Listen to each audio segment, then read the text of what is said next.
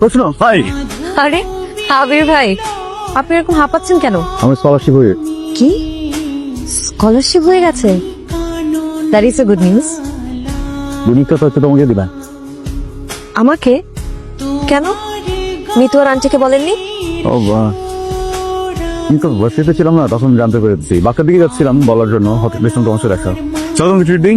আপনি আমাকে ট্রিট দিবেন? হ্যাঁ, তোমার পছন্দের খাবার, তোমার পছন্দের জায়গা। এই রেস্টুরেন্ট আমার অনেক পছন্দের। কি খাবে?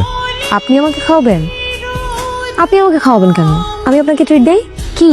না, আমি তো বড় ভাই, সিনিয়র না তোমার, সব আমি খাওয়াই, তুমি পরে খাওয়াই আমাকে। পরে খাওয়াবো? পরে আপনাকে আমরা কোথায় পাবো? পাবো না তো। আচ্ছা, আপনি যে আমাদের সবাইকে রেখে চলে যাচ্ছেন, আপনার কষ্ট হবে না? হবে তো। সব থেকে বেশি কষ্ট কেন হবে জানো? তোমাকে যা দেখতে পারবো না, অনেক মিস করবো তোমাকে। আপনি আমাকে মিস করবেন কেন? কারণ আমি তোমাকে ভালোবাসি প্রশ্ন, অনেক ভালোবাসি। মানুষ তো ভালোবাসার মানুষকে মিস করবে, তাই না? আমিও তোমাকে অনেক ভালোবাসি। আমিও তোমাকে অনেক অনেক অনেক মিস করব। সত্যি আমাকে ভালোবাসো? কি খাবার বলো? আবির ভাইয়া, আপনি তো অনেকটা বদলে গেছেন। কি ব্যাপার, আবার ফিট হয়ে যাবেন না তো? না, ট্রেনটা আজ থেকে লেট করেছে তো। আই এম রিয়েলি সরি, আপনাকে অনেকক্ষণ অপেক্ষা করতে হয়েছে, তাই না? সরি কেন বলছেন না? আপনি তো ট্রেন চালান, তাই? দেশে কবে আসলেন? 7 মাস হলো। ভেবেছিলাম আসবো না, আপনার মিতুর বিয়ে। না না, ইটস ওকে, লাগবে না। তুমি এসেছো মা, খুব খুশি হয়েছি। আপনার শরীর এখন কেমন আন্টি? মাঝখানে শুনেছিলাম আপনি একটু অসুস্থ ছিলেন। আমি এখন খুবই ভালো। একমাত্র মেয়ের বিয়ে দিচ্ছি, পুরোপুরি সুস্থ, কোনো অসুখ নাই।